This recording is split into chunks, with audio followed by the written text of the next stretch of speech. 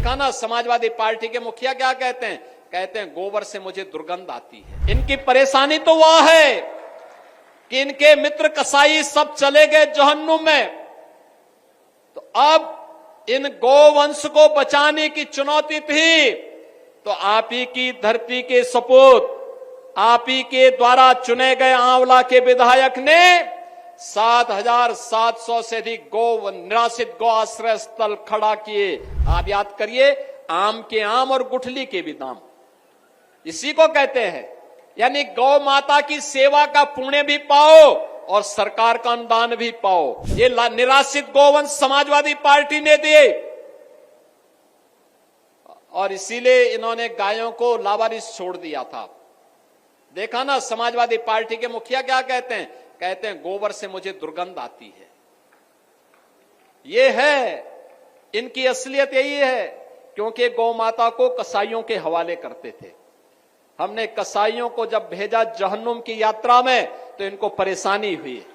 इनकी परेशानी तो वह है कि इनके मित्र कसाई सब चले गए जहन्नुम में, तो अब इन गोवंश को बचाने की चुनौती थी, तो आप ही की धरती के सपूत, आप ही के द्वारा चुने गए आंवला के विधायक ने 7,700 से अधिक निराश्रित गौ आश्रय स्थल खड़ा किए और आज वहां पर 14 लाख गोवंश की देखभाल स्वयं राज्य सरकार कर रही है और शेष हमने अन्नदाता किसानों को दिए हैं। आप भी पालिए, एक गोवंश पर 1,500 रुपया हम महीना आपको उपलब्ध करवाएंगे। अगर कोई किसान 4 गोवंश रखता है तो 4 गोवंश के लिए 6,000 रुपये महीना हम उनको देते हैं। आप याद करिए, आम के आम और गुठली के भी दाम, इसी को कहते हैं। यानी गौ माता की सेवा का पुण्य भी पाओ और सरकार का अनुदान भी पाओ।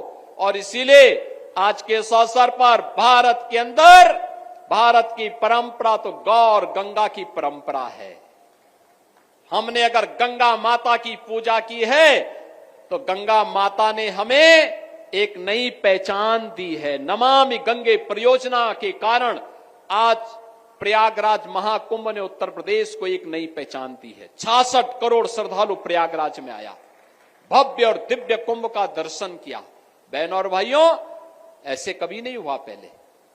नमामि गंगे परियोजना के कारण मां गंगा की आराधना, अविरल और निर्मल गंगा की परिकल्पना को प्रधानमंत्री मोदी जी ने साकार किया।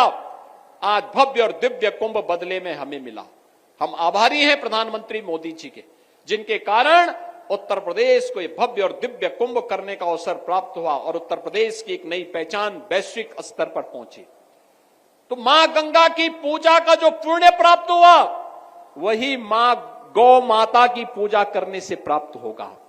तो इस समाजवादी पार्टी के लोग जो गौ कसी करवाते थे, गौ तस्करों के साथ और कसाईयों के साथ जिनके संबंध थे, वे गौ माता की सेवा क्या करना चाहते हैं? तो उनके गौ माता के गोबर में तो दुर्गंध ही नजर आएगी।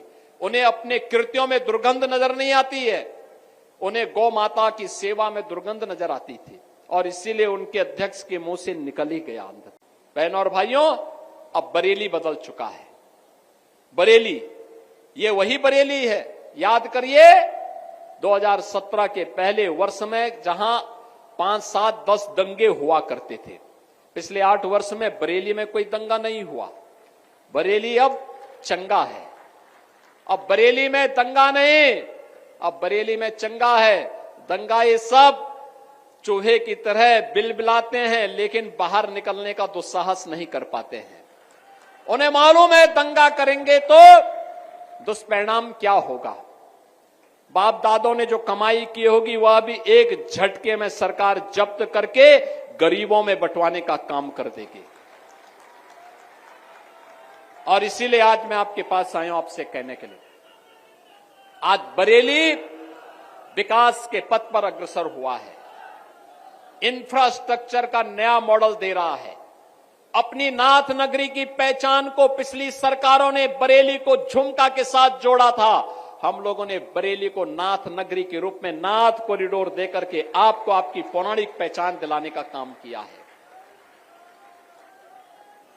पिछली सरकार आपकी पहचान किस रूप में प्रस्तुत की थी और हम लोगों ने आपकी पहचान को नाथ नगरी के रूप में प्रस्तुत करके अब विकास के एक नए मॉडल के रूप में बरेली को आगे बढ़ाया जा रहा है। आज बरेली में निवेश आ रहा है, आज यहां पे इंडस्ट्री लग रही है, आज यहां पे तमाम निवेश हो रहे हैं। कोई डेयरी सेक्टर में हो रहा है, कहीं पर मेडिकल के सेक्टर में हो रहे हैं, कहीं पे उद्योग लग रहे हैं, अलग अलग सेक्टर के अलग अलग उद्योग लग करके और विकास की ऊंचाइयों को छूता हुआ बरेली हर घर नल की योजना के साथ भी जुड़ रहा है, रिंग रोड के साथ भी जुड़ रहा है, नए नए फ्लाईओवर के साथ भी जुड़ रहा है और अब बरेली गंदी सिटी नहीं, एक स्मार्ट सिटी के रूप में अपनी पहचान बना करके देश और दुनिया के अंदर अपनी एक धमक के साथ आगे बढ़ रहा है।